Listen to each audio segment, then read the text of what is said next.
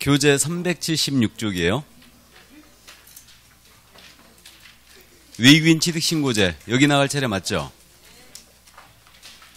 외국인의 부동산 취득 등에 대한 특례.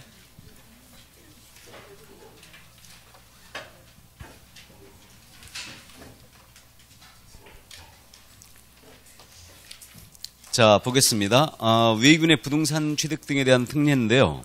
외국인의 정의가 나와 있거든요, 지금. 외국인의 의미. 외국인에 대한 규제예요, 이거는. 그래서 매번 한 문제씩 꼬박꼬박 냅니다. 무조건 이해하고 계셔야 돼요. 외국인에 대한, 이건 특례 규정입니다. 먼저 외국인이 누구냐, 이 문제인데. 일단 외국인은 대한민국 국적이 없는 자를 외국인이라 합니다. 그럼 외국인은 시민권이 있고 영주권이 있죠. 그러면 시민권 취득자다, 영주권 취득자다? 시민권 취득자가 바로 외국인이에요. 그래서 어감상으로는 영주권 취득자가 외국인처럼 보이거든요. 근데 시민권 취득자가 외국인입니다. 그래서 승준이가 시민권 취득한 거예요. 이거. 자, 그래서 대한민국 국적이 없는 자, 시민권 취득자가 바로 외국인입니다. 우리는 이중 국적을 인정하지 않기 때문에 외국 국적 취득하면 이제 외국인이 되는 거고요. 이 외국인에 대해서는 일정한 신고나 허가 의무가 일단 발생되고 있는 겁니다. 그 다음에 외국 법에 의하여 설립된 외국 법인, 당연히 외국인입니다. 그래서 외국 법인은 당연히 외국인으로 취급당하고요. 그 다음에 단체가 포함된다는 걸 주의합니다. 그래서 국제기구라든가 외국 정부, 여기 전부 다 외국인이에요. 그래서 외국 정부나 또는 그 외국 법인 포함되고 있고요. 내국 법인일지라도 외국인으로 취급받는 경우가 있어요.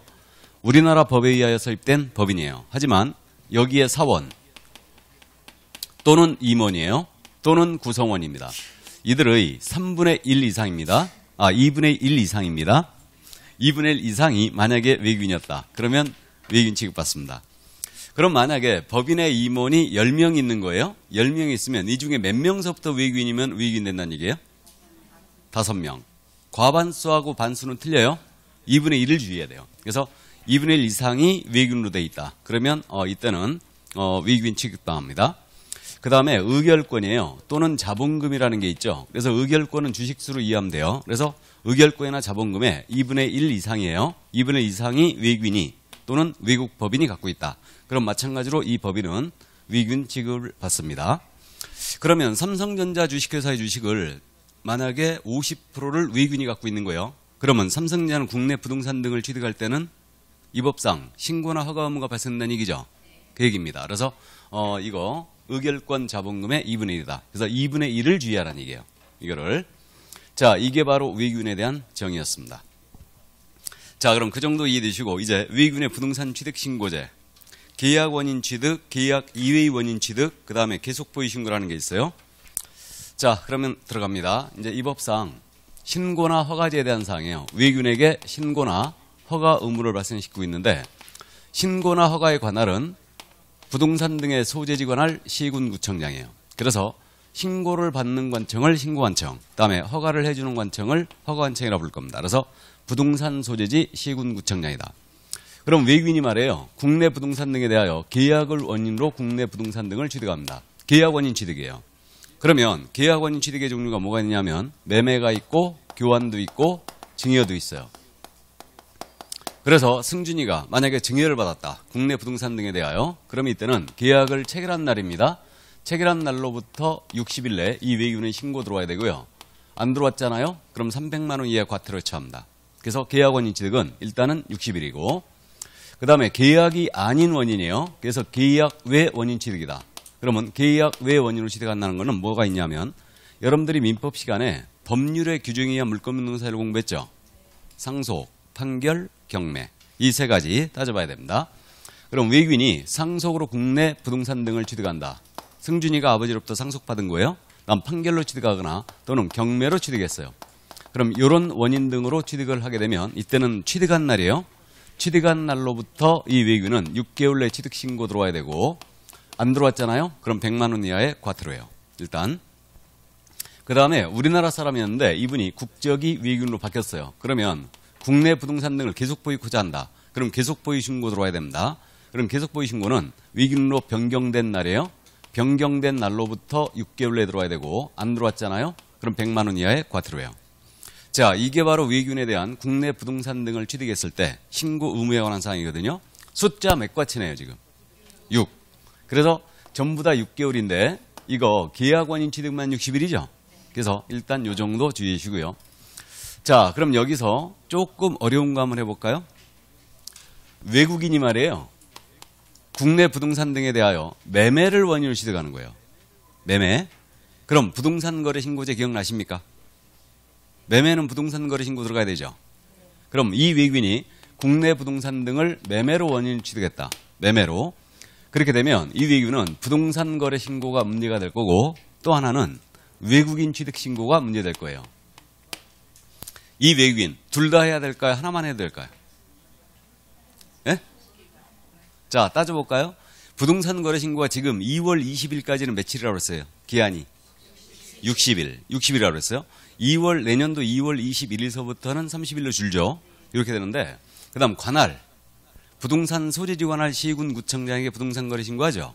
그럼 외국인 취득 신고도 부동산 소재지 시군 구청장이에요. 관할 같죠?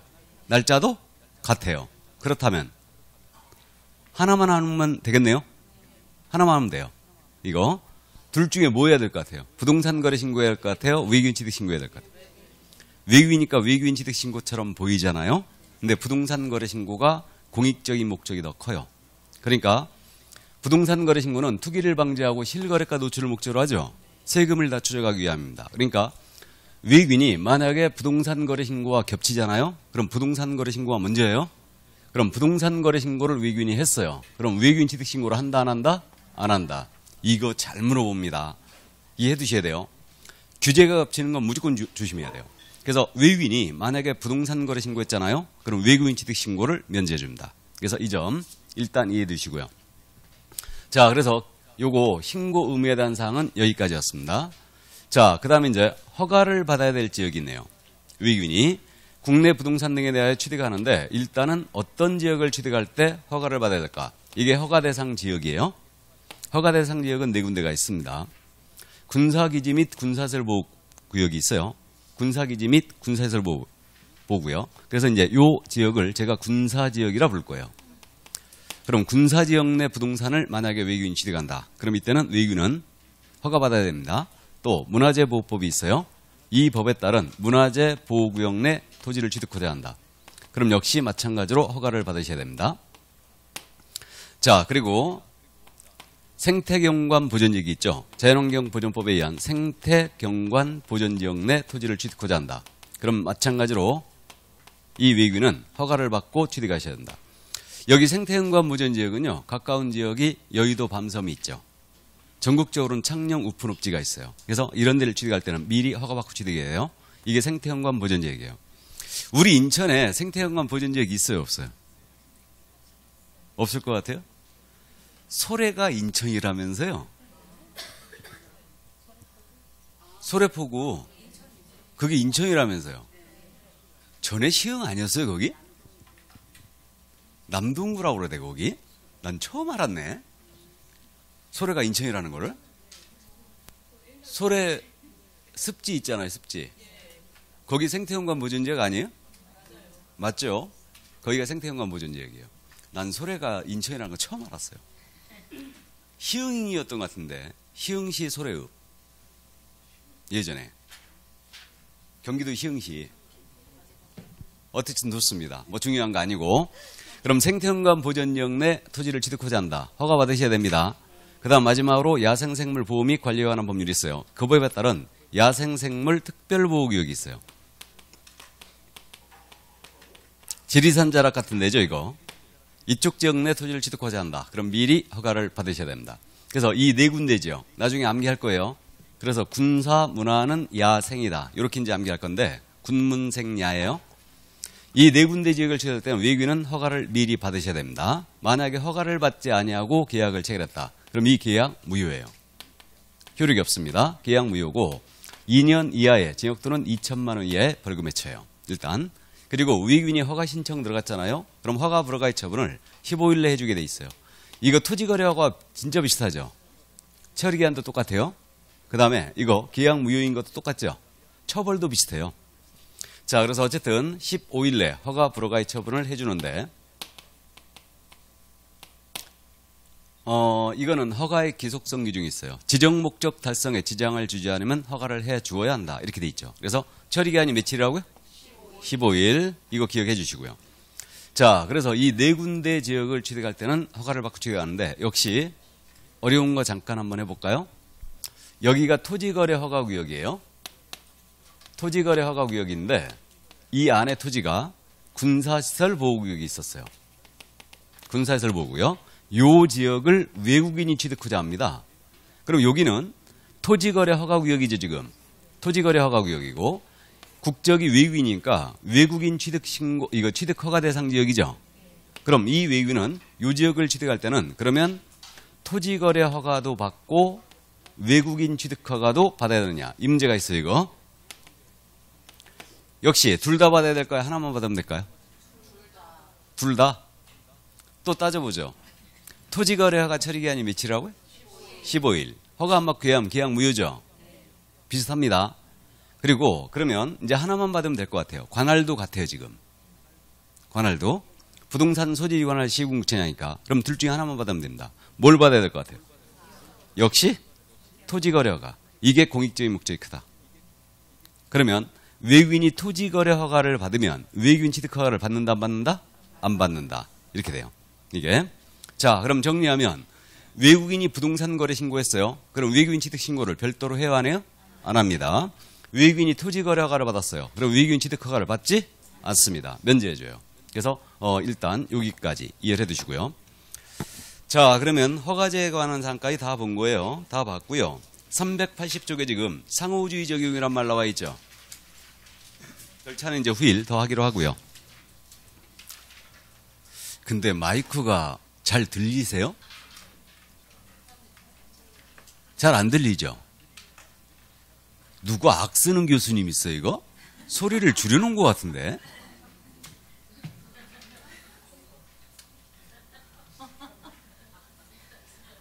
아니, 말하기가 상당히 불편하네, 이거. 자, 그럼 보겠습니다. 상호주의의 적용. 거기 보시면 이 상호주의란 말은 그거예요. 만약에 일본법이 일본 내 부동산 취득에 대하여 우리나라 사람을 제한하잖아요. 그럼 우리도 일본 사람들의 국내 부동산 취득을 제한할 수 있어요. 이게 상호주의다. 그래서 외교 관례상 상호주의라는 게 많이 적용되고 있는데, 자, 그럼 조문을 잠깐 보는데요. 국토교통부 장관은 이렇게 출발했죠. 그럼 국장의 밑줄 쫙 긋고 대한민국 국민, 대한민국의 법령에 따라 설립된 법인 또는 단체나 대한민국 정부에 대하여 자국간의 토지 취득 또는 양도를 금지하거나 제한하는 국가의 개인, 법인, 단체 또는 정부에 대하여는 대통령령으로 정하는 바에 따라 대한민국 안의 토지 취득 또는 양도를 금지하거나 제한할 수 있다 그랬어요. 제한할 수 있다의 밑줄 쫙.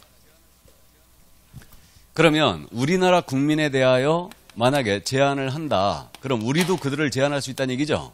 이게 상호주의인데 누가요? 국장이에요. 국토부 장관이 우리나라 국토를 관장하고 있어요. 국장이 제한해야 된다, 할 수 있다. 할 수 있다예요. 그래서 이거 할 수 있다 일단 이해해 두시고. 그러니까 힘 약한 나라한테는 적용하겠다는 얘기죠. 힘 센 나라한테는 봐주겠다는 얘기죠. 그렇기 때문에 국장이 상호주의를 적용할 수 있다요. 다만 조약을 이행하기 위해 필요한 경우는 그러하지 아니하다. 참고하시고요. 자, 그래서 상호주의가 적용되고 있다는 거 일단 이해만 해 두십니다. 그러면 외국인 취득 신고제 다 끝났나요? 예, 다 끝났습니다. 그래서 이제 공인인증사 법령 파트가 이제 다 끝났어요. 다 끝났고 이제 실무 들어가야 되죠. 390쪽의 실무 전체적인 내용이 요약 압축돼 있죠, 지금.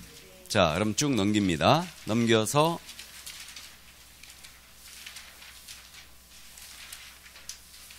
400쪽. 자, 이제 실무 들어왔어요. 그럼 우리 과목이 공인인증사 법령 및 중개 실무 이렇게 부르고 있거든요, 지금. 그래서 요 두 파트로 구성되어 있는 거예요. 공인인증사 법령 및 중개 실무 이렇게 되어 있는데 요 공인인증사 법령 쪽은 일단은 우리 공인인증사법, 공인인증사법과 부동산 거래 신고 등에 관한 법률 이렇게 지금 두 가지로 형성이 되어 있습니다. 법령 파트는. 그다음에 실무는 다른 과목과 연계된 실무적인 내용을 진짜로 공부하는 거예요. 여기서 자, 그러면 요거 출제 비중은 지금 어떻게 되냐면 우리 7대 3으로 출제한다고 그랬죠. 법령 파트 쪽이 몇 프로? 70%. 그다음에 실무 쪽이 30%예요. 이렇게 지금 출제하고 있는데 법령 쪽은 지금 70%가 있으면 문제로 환산합니다. 문제 환산하면 여기는 28개죠, 지금. 28개고 실무 쪽이 12개예요. 근데 최근 시험은 계속 지금 법령 파트를 32개를 내고 있어요. 80%. 여기서. 그다음에 실무 쪽을 약 8개 정도만 내고 있습니다. 지금 현재 최근 시험은 실무 쪽 비중을 낮추면 우리한테 유리하다, 불리하다? 예? 실무 쪽 비중을 낮추면 우리한테 유리하다. 실무는 범위가 없어요. 그야말로 실무니까. 그렇기 때문에 이게 법령은 법이라는 테두리가 있죠. 그러니까 아무리 어렵게 내도 법령 쪽은 우리가 맞출 수 있어요.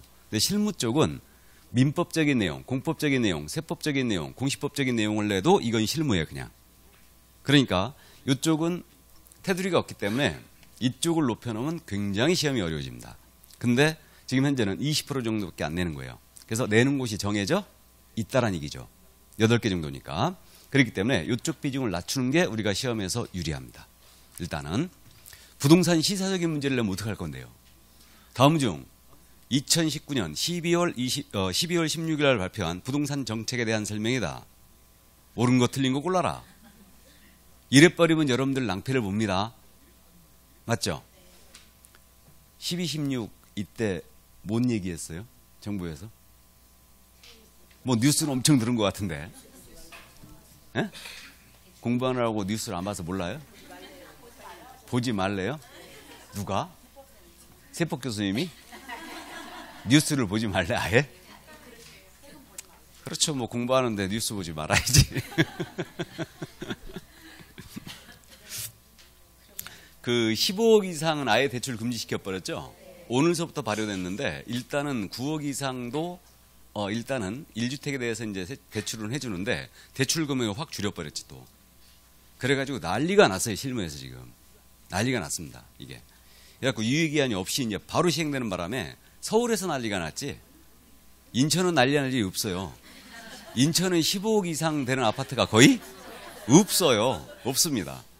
그러니까 인천은 별로 문제가 없는데 서울에서 난리 났지. 서울은 35평짜리가 막 18억, 17억 이러니까 15억이 넘어버렸잖아요. 그럼 가계약금 걸어놨을 거 아니야 지금. 그죠? 근데 이게 갑자기 12월 16일 날 딱 발표되면서 막혀버린 거예요 지금. 그런데 가계약금이 지금 한두 푼 들어가 있는 게 아니죠. 18억짜리 사면서 가계약금 300만 원, 500만 원 걸겠어요? 3천만 원, 5천만 원 걸지. 가계약금을. 근데 이게 본계약이 안 된 거예요 지금. 기왕에 계약이 됐으면 상관이 없어요. 이미 계약된 거니까. 근데 그냥 이게 갑자기 이렇게 발표되는 바람에 문제가 되고 있어요 지금. 날리는 거죠 지금. 대출이 안 나오는데 오로지 현금 박치기 해야 되는데 그냥. 쓴 건 괜찮고. 쓴 거는. 이 자리에 그런 분 없으시죠? 그래갖고 난리가 났어요.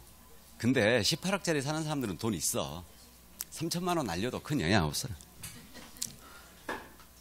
선거에 영향을 줄 뿐이죠. 자, 그래서 어쨌든 이렇게 지금 현재 형성이 돼 있는데 지금서부터 그래서 이 실무를 나가는 겁니다. 그래서 이제 오늘 실무를 전부 다 이제 마무리하는데 우리 과목의 고유한 영역만 다루고 오늘 수업을 끝낼 거예요. 다른 과목과 많이 연계돼 있고 이 실무 쪽은 특히 민법이 안 돼 있잖아요. 그럼 나가질 못해요. 제가 이쪽은 거의 민법으로 연결돼 있어요. 이게. 자, 그럼 참고하시고요. 그럼 이제 400쪽 실무가 진행되는 절차를 잠깐 말씀드립니다. 이 중개 실무가 진행되는 절차는 일단은 이 아파트를 갑이 갖고 있어요. 을과 거래하신답니다. 이 거래를 A가 소개하고 있어요. 자, 실무는 어떻게 진행되냐면 갑이 아파트 팔아달라고 중개 의뢰를 합니다. 그래서 중개 의뢰에서부터 실무는 출발해요. 그럼 중개 의뢰가 있었다는 얘기는 이 갑과 A 사이에 중개 계약이 체결됐다는 얘기죠. 그래서 중개 계약서부터 실무는 출발합니다. 자, 그럼 이제 이 A는 이 아파트를 어떻게 중개할까 하고 계획을 세울 거예요. 이거를. 그래서 시간과 비용을 절감하기 위함이죠. 계획을 세워요. 이게 실무의 두 번째 단계예요. 자, 그런 다음에 이 아파트를 알아야지 중개할 수 있겠죠. 그러니까 아파트에 대한 조사를 들어갑니다. 이것을 우리는 조사 확인이라고 그래요. 이게. 그래서 이제 공부 다 발급받아 보고요. 현장 가서 직접 확인도 합니다. 자, 그리고 이제 을을 상대로 판매 활동을 펼치는 거죠. 이게 중개 활동이에요. 그래서 이 판매 활동에서 바로 이제 그 부동산학 개론이 연결되는 겁니다. 부동산 마케팅이에요. 그래서 이걸 우리는 중개 활동이라고 부르고 이게 실무의 네 번째 단계. 자, 그리고 이제 갑, 을 사이에 이 아파트에 대한 매매, 교환, 임대차와 같은 계약 체결되죠. 이것을 거래계약이라고 해요. 그래서 거래계약이 체결됩니다. 그럼 거래계약이 있게 되면 계약서 작성 교부해줘야 되고 확인 설명서도 작성 교부해줘야 되죠. 매매였다면 부동산 거래 신고도 해야 됩니다. 자, 그런 다음에 이제 마지막으로 잔금, 등기서류 교부, 계약의 이행에 관여합니다. 이게 실무가 진행되는 절차예요. 그래서 중개계약 체결하고 계획 세워서 조사 확인 들어가서 판매 활동하고 그다음 계약서 써주고 잔금 이행하고 이제 완결을 하게 됩니다. 그럼 실무의 범위가 어디까지냐 이걸 지금 논하는데 이건 사실 실익이 없어요. 실익이 없는데 어쨌든 다들 이제 얘기를 하니까 우리는 실무의 범위를 어떻게 잡고 있냐면 중개계약서부터 거래계약 체결까지로 보고 있어요. 여기까지. 왜 그러냐면 중개 완성 시점이 언제라 했습니까? 계약의 체결. 계약의 체결이 중개 완성이라고 그랬죠. 그러니까 이론적으로는 여기까지를 실무의 범위로 잡아요. 그러면 시간적 범위로 보게 되면 계약의 이행은 실무에 들어간다 안 들어간다? 안 들어가는 거예요. 이론적으로 보면. 그리고 이 사이에 벌어지는 계약공사 활동 중에서 이 계약 체결을 목적으로 하는 활동만 실무로 잡아요. 그러면 계약 체결을 목적으로 하지 않는 활동 이거는 실무가 아니란 얘기죠. 그러면 인장을 등록한다든가 보증을 설정한다든가 공인중개사협회에 가입을 한다든가 또는 정보마에 가입을 한다든가 소속공사 중개보증을 고용합니다. 이러한 것들은 중개업을 영위하기 위한 전제활동이죠. 계약 체결과는 전혀 무관하죠. 그렇기 때문에 이것은 실무가 아니다. 이렇게 얘기합니다. 이게. 그럼 이제 실무에 보면은 중개계약, 계획, 조사 확인, 중개활동, 그 다음에 계약서의 작성, 설명서의 작성이 실무예요. 그런데 우리 실무에서는 모두 우리 개업공사가 계약의 이행에 관여하고 있죠. 그죠? 그럼 이 부분을 진짜로 실무를 하고 있는데 이 부분을 포기할 거냐? 못한다는 얘기죠. 그렇기 때문에 계약의 이행에 관련된 법들을 우리가 쭉 공부합니다. 그래서 계약 이행에 관련된 법이 뭐가 있느냐 하면 등기해야 되죠. 그럼 등기 관련법. 그럼 부동산 등기법은 여러분들이 공시법 시간에 공부합니다. 그러면 부동산 등기법에 대한 특별주치법이 있죠. 부동산 등기 특별주치법. 그게 바로 계약서의 검인제도예요. 그 다음에 이거 등기하면서 타인 명의로 등기하면 돼요? 안 돼요? 안 돼요. 그게 부동산 실권리자 명의 등기에 관한 법률. 그래서 등기 관련 법으로 부동산 등기 특별주치법 이걸 공부하게 되고요. 부동산 실명법은 여러분들이 민법 시간에 공부하죠. 근데 우리 쪽에서 실무적인 차원에서 다시 접근하는 거고 그다음에 우리가 실무적으로 지금 주택 임대차 계약을 하게 되면 확정일자 찍어야 되죠. 그럼 이것도 계약 이행 관련법이잖아요. 그러니까 주임법, 상임법, 주택, 상가 임대차 보법을 공부하는 겁니다. 이거 민법 시간에 또 공부하죠. 그래서 요 법을 우리가 또 공부하게 되고요. 그 다음에 이거 등기 쳤는데 경매 넘어가 버리면 안 되죠 지금. 그러니까 경매 관련 사항을 여기서 같이 공부하고요. 경매 대리인이라는 게 있다고 그랬죠. 그래서 매수신청 대리인인데 경매 대리인, 매수신청 대리인 등록 규칙을 여기서도 같이 공부합니다. 그래서 이게 계약의 이행에 관련된 단행법들이에요. 단행법들입니다. 그래서 이 부분을 우리가 포기할 수 없기 때문에 이 부분을 다룬다는 얘기죠. 그래서 이제 지금 설명드린 부분이 제1절 중개실무로 돼 있죠. 이 부분이고 그 다음에 이제 제2절 그래갖고 중개계약이 들어가 있어요. 그 다음에 계획은 없습니다. 그 다음에 이제 세 번째 조사 확인, 네 번째 중개활동, 다음에 다섯 번째 거래계약 체결 이렇게 돼 있고요. 마지막으로 이제 요 단행법들을 쭉 모아서 우리가 마지막에 한꺼번에 공부를 하게 됩니다. 그러면 이거 실무는 이제 지금 20% 정도밖에 출제 안 한다고 그랬는데 어디서 출제하고 있냐면 조사 확인 있죠. 여기서 이제 다른 과목이 다 연계되는 거예요. 공시법적인 지식, 공법적인 지식, 그 다음에 세법적인 지식을 여기서 요구해요. 그래서 이거고 중개활동 쪽에서는 일단은 부동산학 개론, 마케팅 요게 이제 필요하고요. 계약의 체결에서는 이제 민법이 연결되겠죠. 그 다음에 요거 단행법들은 민법에서 3개를 다 공부해요. 이게. 그래서 민법이 안 되면 이 실무를 나갈 수가 없다는 얘기죠. 그러니까 민법을 잘하신 분들은 이 부분을 쉽게 그냥 해결해요. 다. 그래서 이제 요 시험에서는 조사 확인 파트하고 요거 계약의 이행 관련 법들 있죠. 여기 외에는 아예 출제를 안 하고 있어요. 그래서 통상적으로 조사 확인에서 약 4개. 그 다음에 여기 계약의 이행 관련법에서 4개예요. 그래서 이제 계약 이행 관련법에서는 주임법 하나, 상임법 하나, 경매 하나, 대리인 하나. 4개는 무조건 출제합니다. 4개는. 자, 그래서 이제 요 정도 감을 잡아두시고요. 이게 바로 이제 실무였다. 자, 그럼 이제 401쪽에 중개계약 등장하죠. 이제 실부가 시실 출발하는 겁니다. 그러면 실무 쪽에서 지금 중개계약이 등장했다는 얘기는 중개계약서를 작성하는 요령을 공부하는 게 맞아요. 실무니까. 우리가 법령 시간에 지금 중개계약을 공부한 적이 있죠. 일반 중개계약, 전속 중개계약 제도를 공부했어요. 근데 이제 여기서 이론적인 내용을 우리가 공부합니다. 이게. 근데 원래는 중개계약이 실무에 나왔다는 얘기는 중개계약서 쓰는 요령을 공부해야 돼요. 근데 시험에서는 중개계약서 쓰는 요령을 묻지는 않습니다. 그래서 이제 이 부분 중개계약에 대한 내용을 가볍게 보고 하는데 이건 이제 민법의 탄력을 받으면 여러분들이 쉽게 이해합니다. 우리 중개계약은 의뢰인과 개공 사이에 체결되는 계약이죠. 이게 중개계약이에요. 그래서 민사중개계약이라 합니다. 이거는 민사중개계약이고 그 다음 한 장 넘기면 402쪽에 낙성계약이자 분료식계약이자 그 다음에 유상계약이자 쌍무계약이라고 돼 있죠. 그래서 낙성, 분료식의 쌍무, 유상계약이에요. 그리고 위임의 성격이 가장 강한 계약입니다. 우리 중개계약은. 그래서 그 정도 참고하시고. 그래서 그 옆에 403쪽에 위임 유사의 계약이라고 돼 있죠. 예, 그렇게 돼 있고 그 다음에 임의적, 계속적 계약에 속합니다. 나중에 민법 탄력 받으면 쉽게 그냥 여러분들이 이해해버려요. 비전형 계약이고 혼합 계약의 성격을 띠고 있어요. 자, 그럼 이제 중개계약의 유형 및 특징이 나오는데 우리 일반 중개계약 공부한 적 있죠? 일반 중개계약은 잘 아셔요. 의뢰인 갑이 개업공인인계사 A한테 중개 의뢰합니다. 옆집 개공 B한테 또 의뢰하고 옆집 개공 또 C한테 의뢰하고 이 중 가장 먼저 거래를 성사시켜준 개공한테 보수를 준 형태. 맞습니까? 그래서 이제 우리가 법령 시간 공부했어요. 이게 우리나라에서 가장 많이 체결되는 거라고 그랬죠? 그렇기 때문에 요 일반 유계약은 여러 명의 개공가 물건을 다 받은 거예요. 그러니까 법률 관계 아주 복잡합니다.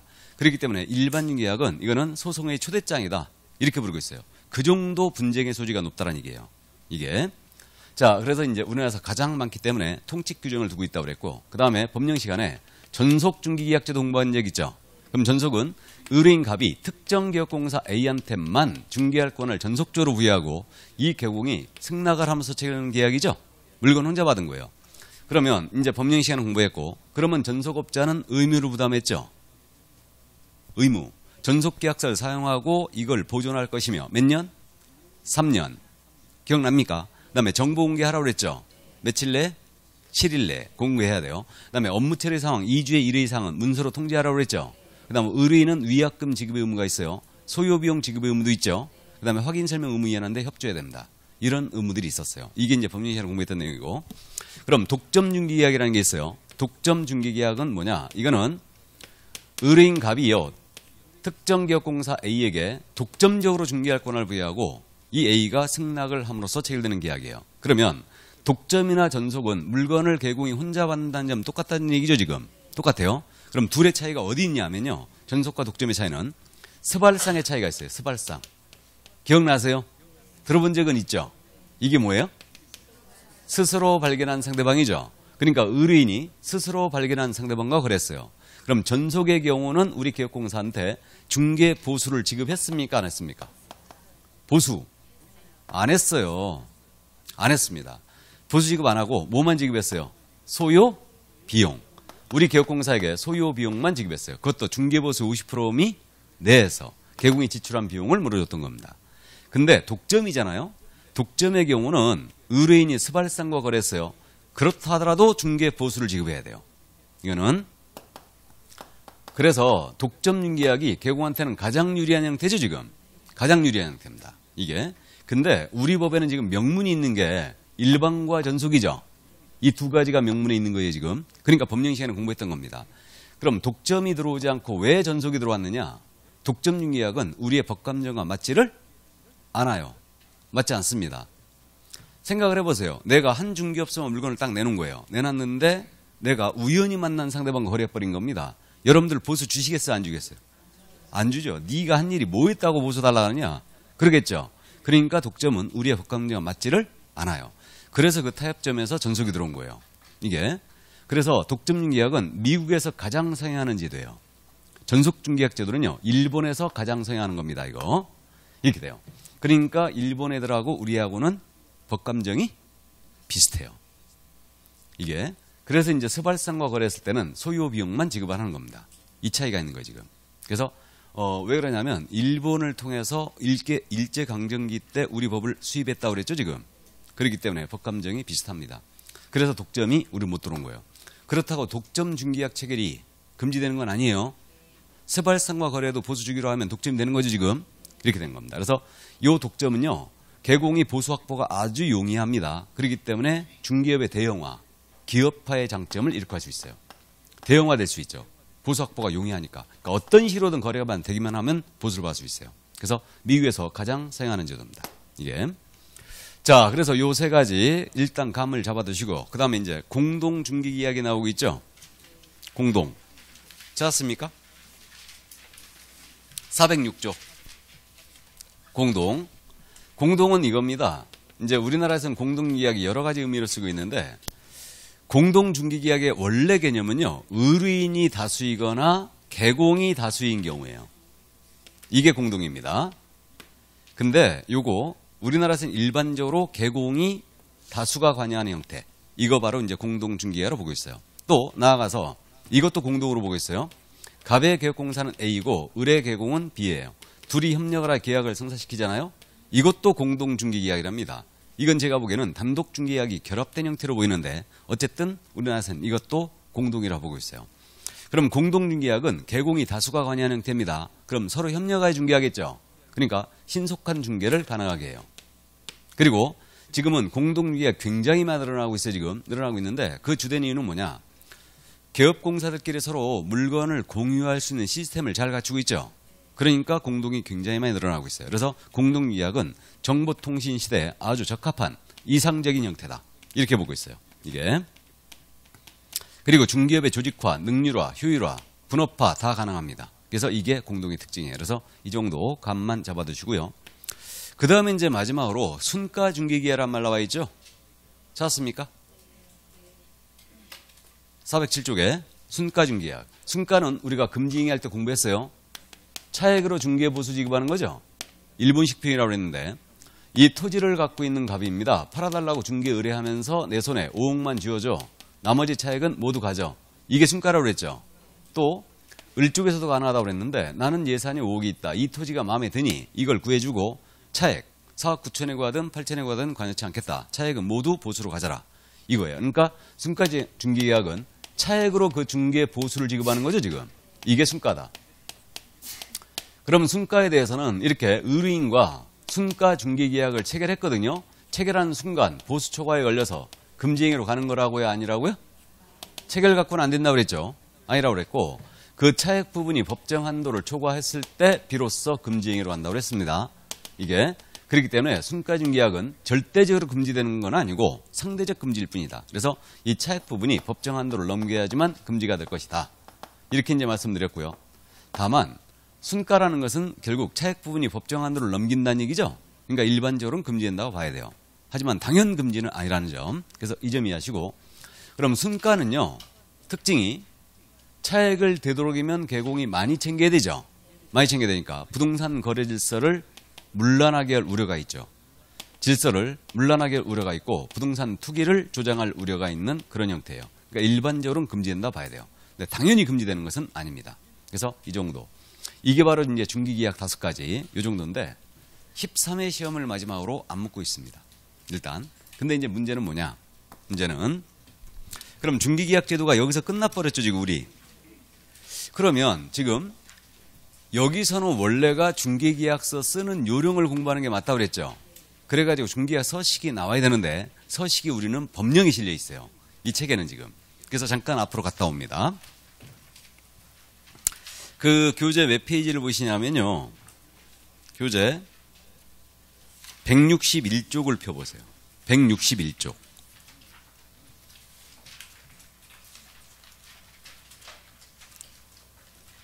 일반 중개계약 서식 있죠? 일반 중개계약 서식 있어요. 서식 있습니다. 별지 제14호 서식으로 있는 거예요 지금. 그럼 일반 중개계약 시에 이 서식을 사용할 의무가 있다 없다? 이거 사용할 의무 있다 했어요? 없다 했어요? 없다 했죠. 그러면 맨 위에 여백에다가 사용 X라고 메모하세요. 그 다음에 이거 작성했거든요. 보관할 의무 있다 없다? 보관할 의무도 없다. 일반은 사용의 의무도 없고 보관의 의무도 없어요. 그럼 보관도 X. 서식만 있는 거예요 지금. 서식만. 그 다음에 이제 요게 이제 일반 중개학서 앞면 뒷면이에요. 우리 30회 때요. 일반 중개학 서식을 물어봤거든요. 서식에 들어가는 내용이 아닌 거. 서식 내용을 물어봤어요. 그러니까 21회 때를 마지막으로 이 서식 내용을 물어보고 더 이상 안 물어봤었는데 우리 30회 때 서식 내용을 물어봤어요. 이거. 그러니까 시험에서 이걸 작성 요령을 묻는 게 아니고 서식의 내용을 물어요. 이게 작성 요령이 뭐 있겠습니까 이게? 거기 의뢰 의무상, 갑의 권리 의무상 이렇게 돼 있죠 지금. 이게 의리 개공이게요? 의리인이게요? 개공이에요. 우리는 의뢰 입장에 있습니다. 갑이 아니에요 우리. 그리고 이제 유효기간, 중개보수, 의뢰 손해배상 책임 그 밖의 사항이 들어가 있어요. 그럼 한 장을 싹 넘기면 권리 이전용 의뢰 갖고 매도, 임대 등 이렇게 했죠. 그러니까 물건에 대한 현황을 여기다 기재하는 거예요. 그래서 매도나 임대를 의뢰받았다. 그러면 물건에 대한 현황을 소유자 및 등기 명의인, 중개사물의 표시, 권리관계, 거래기준 및 제한사항, 그 다음에 중개의뢰계매 이걸 기재합니다. 그 다음에 권리취득용 그랬죠. 매수나 임차를 의뢰받았잖아요. 그럼 물건에 대한 현황 여기다 기재하는 거죠. 그러니까 희망 물건의 종류, 희망 가격, 희망 지역, 희망 조건을 기재하고 마지막에 이제 중개보수표를 수록하도록 돼 있어요. 자, 그래서 이게 일반 중개학 서식이었고 한 장을 넘기면 두 장을 넘기면 두 장이 아니고 석 장이네. 석 장을 넘기면 전속 중개학 서식이 나오죠. 그럼 전속 중개학서는 이 서식을 전속 중개학시는 사용할 의무가 있어요, 없어요? 있어요. 그럼 사용 동그라미죠? 사용 동그라미고 그 다음에 이거 보관도 해야 되죠? 보관 몇 년? 3년 하셔야 돼요. 그럼 전속 서식의 내용 의뢰 의무상, 갑의 권리 의무상 이렇게 들어가 있죠? 우리가 법령 시간에 공부했던 개공의 의무, 의뢰인의 의무 다 들어가 있고요. 유효기간, 중개보수, 의뢰 손해배상 책임 그 밖의 사항 쓰는 난이 있고 그 다음 권리 이전용과 취득용을 구분해서 물건에 대한 현황을 쭉 기재하네요. 됐습니까? 자, 그래서 이게 전속 서식이다. 그래서 나중에 서식 내용은 차츰차츰 익히면 돼요. 자, 그래서 중개계약 서식 그럼 다 봤죠? 그럼 중개계약 끝난 거예요. 뒤로 다시 갑니다.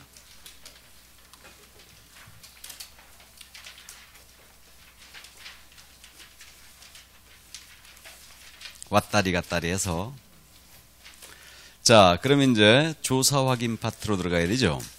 교재 410조. 자, 그럼 이제 조사 확인으로 들어갑니다. 이제 중기계약 끝났고요. 이게 모든 교재가 계획 부분은 없어요. 다. 제 책에도 계획은 없습니다.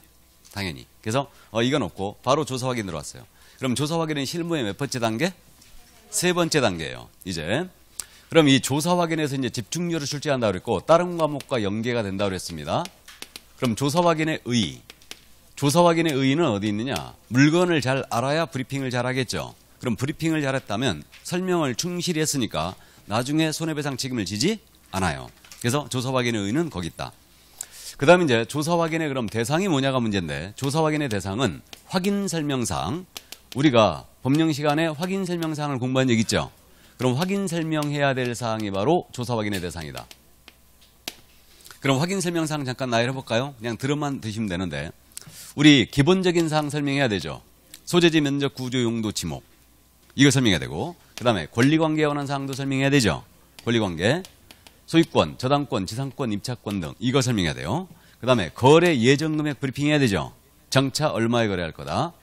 그 다음에 중개보수 및 실비의 금액과 산출 내역도 설명해야 됩니다. 중개보수. 그 다음에 공법상 이용제한 및 거래규제에 관한 사항 이것도 설명해야 돼요. 여기가 토지거래 허가구인지 투기과열주구인지 이거 다 브리핑해야 됩니다. 그 다음에 시설물의 상태도 설명해야 돼요. 수도, 전기, 가스, 소방, 난방방식, 보일러 이런 것들. 그 다음 배수시설, 승강기 이런 것들 파손 여부를 모두 설명해야 됩니다. 그 다음 벽면 도배 상태, 벽에 금간대가 있는지 도배는 갈아야 되는지 안 갈아도 되는지 이거 모두 설명해야 되고 그 다음에 일조, 소음, 진동 등의 환경 조건도 설명해 줘야 돼요. 그 다음에 도로, 대중교통수단, 다음에 문화시설 이런 것들, 교육시설, 판매시설, 의료시설. 그래서 이 입지 조건도 설명을 해줘야 됩니다. 그리고 마지막으로 취득 관련 조세, 취득과 관련된 조세의 종류 및 세율까지는 설명을 해줘야 돼요. 그래서 이게 바로 확인 설명해야 될 사항 10가지가 이겁니다. 그래서 이거 나중에 암기한다고 그랬죠? 암기한다고 그랬는데 그러면 요 사항들을 여기서는 공부하는 게 뭐냐면 요 사항들을 어떻게 조사하느냐. 조사 확인에 대한 방법론을 공부하는 거예요, 여기서. 이게 조사 확인의 방법이죠. 이게. 그럼 조사 확인의 방법은 일단 이 사항들에 대하여 확인을 하기 위해서 공부를 발급받아 조사하는 게 있겠죠. 이걸 뭐라 하냐? 공부상 조사라고 그래요.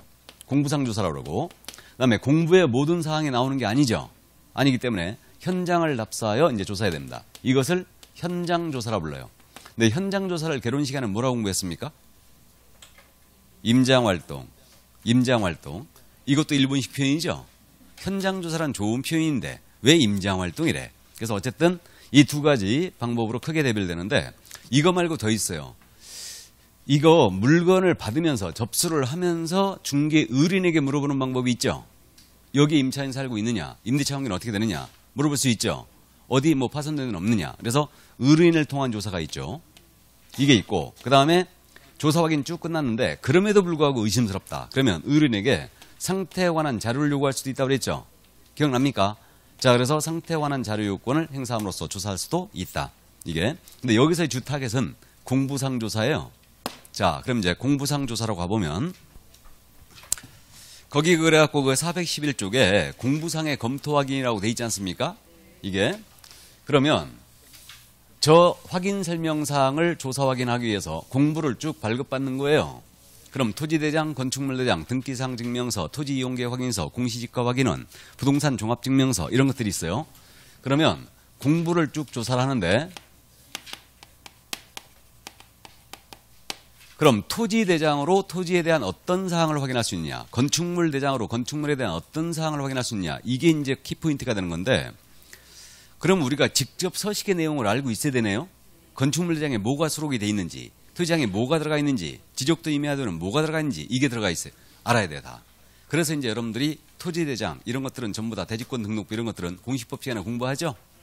그러니까 여기 우리 교재에 서식이 하나도 안 실려 있죠 지금. 이게 그래가지고 하나도 안 실려 있는데 그래도 이제 우리가 감만 한번 잡아볼까요? 지적도 임야도를 제일 잘 물었었어요. 지적도로 토지의 어떤 사항을 확인할 수 있느냐 이걸 제일 잘 물었었는데 자, 지적도 단순화시키면 이렇게 생겼습니다. 공시법 시간에 이거 봤죠? 구경했습니다. 그래가지고 이게 108대 이렇게 써 있어요. 이렇게 돼 있습니다. 108이 뭐예요? 지번이죠. 그러면 이 토지의 소재지 확인할 수 있네요. 지적도 임야도로 이 토지의 소재지 확인할 수 있고 그 다음에 대가 뭐다? 지목. 그러면 지적도 임야도로 이 토지의 지목 확인할 수 있죠. 확인할 수 있고 이 선이 뭐예요? 경계선. 이게 경계예요. 그럼 경계를 확인할 수 있고 그 다음에 이 토지 모양이 직사각형이래요. 토지 모양을 확인할 수 있죠. 토지의 모양을 우리 뭐라고 할 거냐? 지형이라 할 거예요. 지형. 우리가 그저 지형도 생각해갖고 이거 토지의 높낮이로 이해하면 절대 안 돼요. 지형은 토지의 모양을 얘기하는 겁니다. 토지 모양이 직사각형인지 사다리꼴인지 정사각형인지 이거 확인할 수 있어요. 그러면 지적도 임야도로 확인할 수 있는 사항이 요거거든요. 요건데 그러면 지적도 임야도로 이 토지의 소유자가 누군지 확인할 수 있다 없다? 없다. 이 토지의 면적이 어떻게 되는지 확인할 수도 없어요. 그다음에 토지의 높낮이, 토지의 경사를 우리 뭐라 할 거냐면 지세라 할 거예요. 지세. 지세가 뭐라고요? 토지의 경사. 이거예요. 그럼 지세 확인할 수 없어요. 그럼 지세 같은 것은 현장 답사해야 되겠네요. 이렇게 됩니다. 그래서 종전에 시험에서 아주 잘 물어봤던 게 이런 거예요. 예를 들면 지적도를 통하여 이 토지의 지형과 지세를 확인할 수 있다. OX, X. 되기 쉽죠? 요즘은 유치차량에서 잘 안 물어봅니다. 이거. 그래서 토지장으로 뭘 확인할 수 있는지, 토지이용계획 확인서로 뭘 확인할 수 있는지, 지적도 임야도로 뭘 확인할 수 있는지, 그러니까 직접 서식의 내용을 기억하고 있었다는 얘기죠. 이게 그래가지고 이제 요걸 물어봤었는데 요즘은 안 물어봅니다. 다만 주의할 점이 그겁니다. 한 장을 싹 넘기면은 412쪽에 공부상의 내용에 불일치란 말 나와 있죠, 이거. 요거를 지금 가끔 물어보고 있는데 18회 때 물어봤다가 27회 때 물어봤었어요, 이거. 공부를 발급받았어요. 공부끼리 서로 안 맞더라 이거예요. 이게 공부상 불일치에 관한 문제예요. 그래서 이거 이해해 두시는데 일단 그것보다는 우리가 그럼 조사 확인할 때 어떤 공부를 기준으로 해야 되느냐. 그러니까 토지의 소재지는 어떤 공부를 기준으로 조사할까. 토지의 소재지라는 게 토지대장에도 나오죠. 나오겠죠? 그다음에 등기, 토지등기상 증명서도 소재지가 나오겠죠. 그러면 우리가 조사를 할 때 물건의 기본적인 사항, 즉 물건 표시에 관한 사항이에요. 이걸 저는 물적 사항이라고 부릅니다. 그래서 물건의 기본적인 사항, 이게 다른 말로 물건 표시에 관한 사항을 얘기하고 물적 사항이라고도 이렇게 표현하는데, 그럼 기본적인 사항이라는 것은 물건의 소재지, 면적, 구조, 용도, 지목 이런 것들을 말하죠. 이런 것들이요. 그럼 기본적인 사항은 뭐를 기준으로 조사해야 되냐면 대장을 기준으로 해야 돼요. 그럼 토지의 소재지, 면적, 지목이에요. 이건 뭘 기준으로 한다? 토지대장. 건물의 구조라든가 건물의 용도 이런 것들은 모두 건축물 대장이에요. 그래서 기본적인 사항은 대장을 기준으로 조사합니다. 자, 그런데 권리관계에 관한 사항이 있죠. 이 토지의 소유자가 누군지, 이 토지의 저당이 잡혔는지 안 잡혔는지, 이건 기준이 되는 공부가 뭐가 돼야 되겠어요? 등기부, 등기상 증명서가 돼야 되죠. 그냥 등기부라고 그러겠습니다. 이걸 기준으로 조사합니다. 그러면 이 토지가 토지거래 허가구역인지 아닌지, 공법상 이용제한 및 거래규제 사항이 있죠. 그러면 공법상 제한에 관한 사항은 어떤 공부를 기준으로 조사하겠습니까? 토지 이용계획 확인서, 토지 이용계획 확인서를 통하여 조사합니다. 이게 기준이 되는 공부예요. 그러면 물건의 표시에 관한 사항입니다. 소재지, 면적, 구조, 용도, 지목은 대장을 기준으로 하고, 권리관계에 관한 사항은 등기부를 기준으로 하고, 그 다음에 공법상 이용자 및 거래규제 사항은 토지 이용계획 확인서가 바로 기준공부가 돼요. 그럼 이 기준공부를 이해한다면 쉽게 불일치에 관한 문제를 해결할 수 있죠. 공부상 불일치. 그럼 공부끼리 서로 안 맞는 게 바로 공부상 불일치에 관한 문제예요. 그러면 대장에 기재된 내용과 토지자나 건축물 대장에 기재된 내용과 등기부상 나타난 기재된 내용이 서로 안 맞더라 이거예요. 이때 그럼 불일치 사항이 무엇냐에 따라서 이게 달라집니다. 그럼 예를 들어서 물건의 표시에 관한 사항이, 즉 기본적인 사항에 대한 불일치가 발생했어요. 소재지, 면적, 구조, 용도, 지목. 그럼 이때는 뭐가 우선이겠어요? 대장이 우선이에요. 그럼 바로 이 얘기 아닙니까? 토지대장을 떼봤더니 토지장에 이 토지의 소재지가 100번지로 돼 있는 거예요. 토지대장상으로는. 이렇게 돼 있는데 등기부, 이 토지 등기부를 열어봤더니 이 토지 등기부에는 300번지로 돼 있는 거예요, 지금. 소재지가 불일치했죠? 그럼 이때는 뭐가 우선이다고요? 대장이 우선이다. 이게 우선이에요. 근데 권리관계에 대한 불일치가 발생했어요. 소유자 인적사항이 불일치했습니다. 예를 들어 토지대장을 봤더니 토지대장상 소유자는 성춘향으로 돼 있는데 등기부를 열어봤더니 이 토지의 소유자는 변학도로 돼 있더라 이거예요. 그러면 이때는 뭐가 우선이냐? 등기부가 우선이에요. 이거는 등기부가 우선입니다. 이거 왜 그래야 되는지 공시법 생각해보면 금방 나타나죠. 우리 공시법 시간에 소유권 보존 등기, 이전 등기 절차 공부한 적 있죠? 그러면 생각을 해볼까요? 건물을 신축을 했어요. 그럼 건물을 신축하게 되면 이거 건축물 대장서부터 만들죠? 건축물 대장을 만들어요. 그리고 이걸 첨부해 등기소에 가서 건물에 대한 소유권 보존 등기를 하게 되죠. 그러면 소유권 보존 등기할 때 등기관이 표제부에 관한 등기를 하죠. 표제부. 등기부는 표제부가 있고 갑구가 있고 을구가 있다는 거 알잖아요. 그러면 표제부는 물건에 표시에 관한 사항이 등기되죠. 그럼 물건 표시에 관한 등기는 뭘 보고 하겠어요? 대장을 보고 하겠죠. 그러면 갑구에다가 이거 소유자 보존 등기로 성춘향이라고 등기가 되겠죠, 이제. 성춘향이라고 이제 야가 건물을 신축한 거예요. 그래갖고 이제 보존 등기 했어요. 이렇게. 근데 만약에 이제 표제부에 관한 등기는 대장을 보고 일단 기재하고, 그 다음에 이제 그 건축허가사라든가 이런 걸 봤을 때 이제 소유자, 건축주가 바로 성춘향이었더라. 그러면 성춘향으로 보존 등기를 한 거예요. 보존 등기를 해놓고 이제 이 성춘향이 이것을 변학도에게 팔아요. 변학도에게 팔게 되면 어떻게 되느냐? 일단은 이전 등기를 등기소에서 먼저 하죠. 이번엔 이제 이전 등기를 변학도에게 먼저 하고 대장소관청에다가 소유자 바뀌었으니까 소유자 바꿔놔라 하고 통보해 주죠. 기억나요?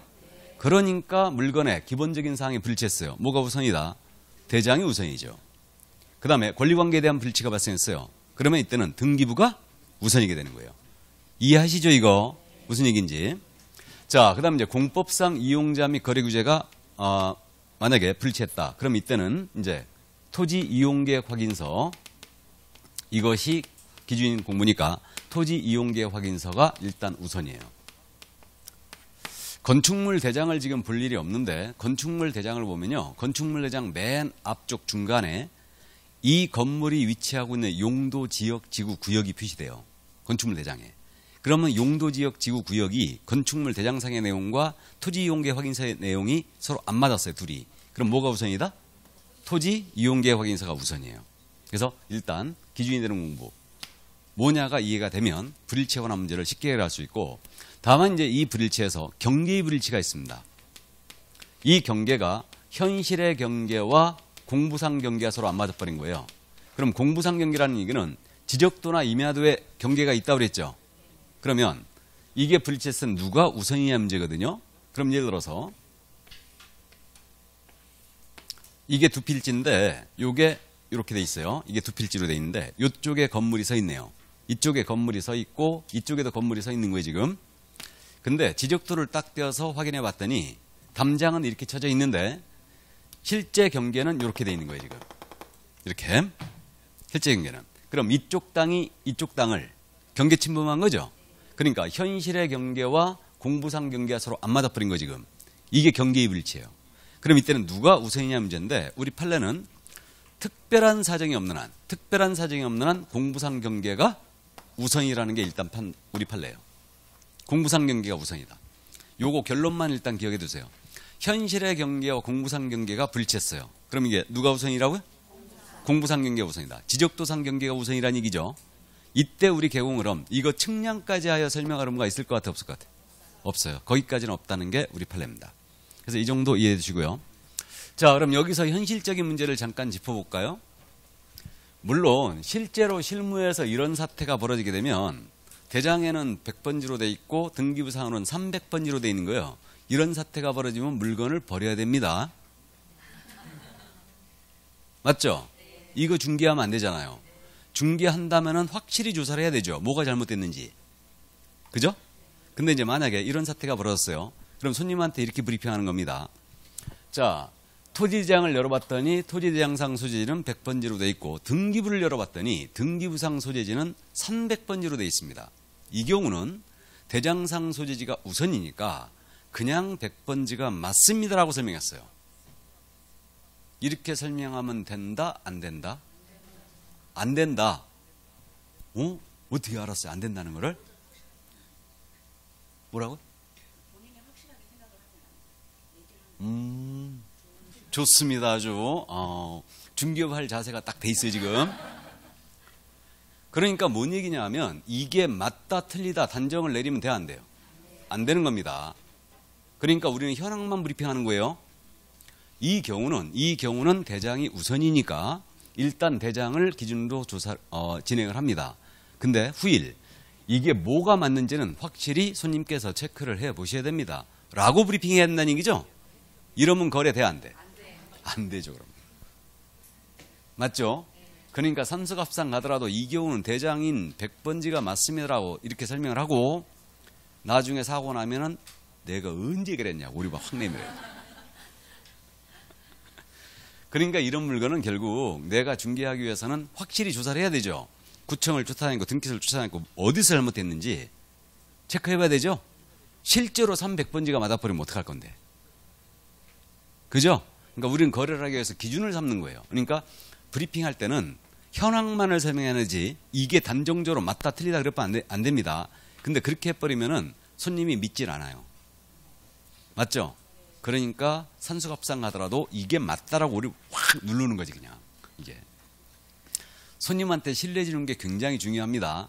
중요한데 어쨌든 우리는 중개하는 입장이기 때문에 현황만 브리핑하라는 게 일단 취지예요. 현황만을 브리핑하면 된다. 이게. 무슨 말인지 아셨죠? 거기에 이제 딜레마가 있어요. 거기에 딜레마가 있어요. 사기꾼이 될 거냐 말 거냐. 이게. 근데 중개업을 하다 보면 반사기꾼 돼 있어요. 나도 모르게 돼 있습니다. 그래서 이제 성품이 고매하신 분들은 중개업과 안 어울린다고 그랬죠? 속에 구랭이가 몇 마리 앉아 있어야 된다고요? 속에 구랭이가 한 9마리는 앉아 있어야 됩니다. 그러니까 완전 포커페이스 유지해야 돼요. 안색이 변하면 돼, 안 돼? 안 되죠. 항상 같은 얼굴을 해야 됩니다. 굉장히 중요합니다. 이걸 잘해야 돼요. 이런 분들이 중개업을 잘해. 그러니까 영업을 해보신 분들 있죠. 손님을 많이 상대해 본 분들, 이런 분들이 중개업을 확실히 잘합니다. 이거. 근데 이제 집에서 전업주부로 계시다가 이제 사무소 나가잖아요. 그러면 한 석 달은 울고 들어오실 거예요. 이거 괜히 시작했다. 후에서부터 시작해가지고 그러면서 이제 차츰차츰 경력이 쌓아가면은 이제 완전히 프로가 돼가는 거지, 이게. 자, 그래서 이제 불일치원한 문제 여기까지 이해를 해두시고요. 자, 그러면 이제 우리는 뭘 해야 되느냐? 이게 이제 조사 확인에 대한 총설이에요. 그럼 공부에 나타나지 않는 사항들은 모두 현장 답사 해줘야 되죠. 그러니까 지세라든가 건물의 방향이라든가 이런 것들은 모두 현장 답사하는 거예요. 그래가지고 여기 잠깐만 따지고 이제 쉴까요? 이걸 조사 확인한다고 그랬는데 이제 개별적으로 우리는 기본적인 사항의 조사, 권리관계에 대한 조사, 공법상 이용자 및 거래규제에 관한 조사예요. 이게 이제 주 타겟이 되는데 생각해 보면 기본적인 사항은 소재지, 면적, 구조, 용도, 지목이라고 그랬죠. 이거는 일단 공부조사겠어요, 현장조사겠어요? 공부조사다. 그러면 공부 중에 이건 뭘 기준으로? 대장을 기준으로. 그다음에 권리관계에 대한 조사예요. 이거 공부조사예요, 현장조사예요? 공부조사죠. 그럼 공부 중에 뭘 기준으로? 등기부를 기준으로 조사합니다. 그다음에 거래 예정과 중개보수는 확인만 하면 되는 거죠. 체크만 하면 되는 거예요, 이거는. 그러면 이게 공부할 게 없어요, 이거는. 없고. 공법상 이용자 및 거래 규제예요. 여기가 토지거래 허가구역인지 투기과열 중인지 조사해야 됩니다. 이거 공부조사예요, 현장조사예요? 당연히 공부조사죠. 공부 중에 뭘 기준으로? 토지 이용계획 확인서. 맞죠? 이걸 통하여 조사합니다. 그다음에 시설물의 상태, 벽면도배 상태, 환경조건, 입지조건이에요. 이거 모두 공부조사가 아니죠. 현장을 답사해야 되죠. 현장조사의 개념으로 갑니다. 그다음에 취득 관련 조사의 중립 및 세율이에요. 이거는 확인만 하면 되는 거죠. 그러니까 여기서 이제 주 타겟이 기본적인 사항, 권리관계에 대한 조사, 공법상 이용자 및 거래 규제에 관한 사항의 조사예요. 그러면 기본적인 사항은 소재지, 면적, 구조, 용도, 지목 이런 것들이니까 공시법과 연결되어 있는 거죠. 무슨 말인지 이해되세요? 그다음 이제 권리관계에 대한 조사는 공시법, 등기부 이거하고 연결되어 있고 민법상의 내용과 연결되어 있죠. 권리관계 조사는. 그래서 이렇게 돼 있고 공법상 이용자 및 거래규제 사항은 당연히 공법과 연결이 되어 있는 거예요. 이해되십니까? 그래서 이제 이 파트에서 모두 다른 과목과 연계가 되고 있는 거죠, 지금. 그래서 이 정도 감 잡아두시고. 자, 그럼 이제 조금 쉬었다가 개별적인 조사 확인을 보도록 하겠습니다. 잠시 쉽니다.